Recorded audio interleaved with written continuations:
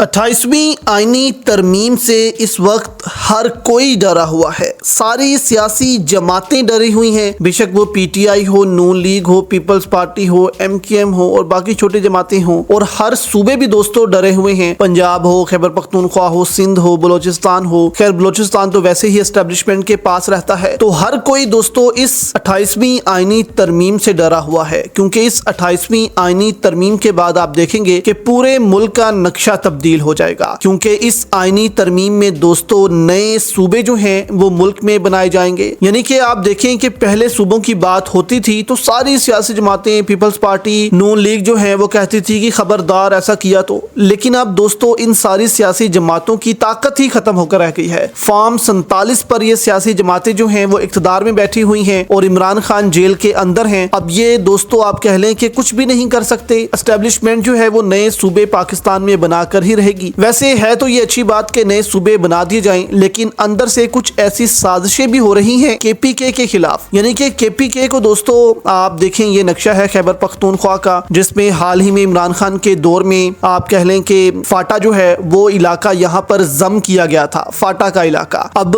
ये सूबा जो है वो बड़ा हुआ था। अब इस सूबे को कितने हिस्सों में तकसीम किया जाएगा, क्योंकि सुहेल अफरीदी की ताकत भी खत्म करनी है, पीटीआई की ताकत भी खत्म करनी है, क्योंकि एस्टेब्लिशमेंट को अभी भी डर है कि आने वाले अरसे में तहरीकें दोबारा शुरू हो सकती हैं। पीटीआई अगर ऐसे ही ताकतवर रही खैबर पख्तूनख्वा में, तो यहाँ पर दोस्तों मंसूबे ऐसे बनाए जा रहे हैं कि पीटीआई को इख्तिदार भी दिया जाए और उनकी ताकत भी छीन ली जाए। यानी कि इंटरनेशनल लेवल पर जो ग्रुप्स होते हैं वो फिर तनकीद करेंगे कि सबसे बड़ी जमात तो आपकी किसी सूबे में उसकी हुकूमत ही नहीं है, वो सियासत से ही अलग हो गई है, तो उनको भी हुकूमत दे दी जाए, उनकी ताकत भी छीन ली जाए। इसीलिए सूबे जो हैं उनको तकसीम किया जाएगा। पंजाब को कितने हिस्सों में तकसीम किया जाएगा। यहाँ पर दोस्तों खबरें हैं कि आसिफ अली जरदारी और उनके जो वकला हैं पीपल्स पार्टी के, वो बहुत ज्यादा परेशान है कि हमें ड्राफ्ट क्यों नहीं दिखाया जा रहा, हमें 26वीं आईनी तरमीम के हवाले से नहीं पूछा गया, 27वीं में हमें ऑन बोर्ड लिया गया, अब 28वीं में भी हमें ऑन बोर्ड लिया जाए कि इस आईनी तरमीम में आप क्या कुछ बना रहे हैं, इसके अंदर है क्या क्या कुछ, ताकि हमें पता चले कि आप इस मुल्क के साथ क्या कर रहे हैं। अब सूबों को तो तकसीम दोस्तों किया जाएगा, यानी कि वो तो नए सूबे बनेंगे, लेकिन इसके साथ गवादर, इसके अलावा कराची और फाटा, इन इलाकों को जो है वो वफाक के कंट्रोल में दे दिया जाएगा। यानी कि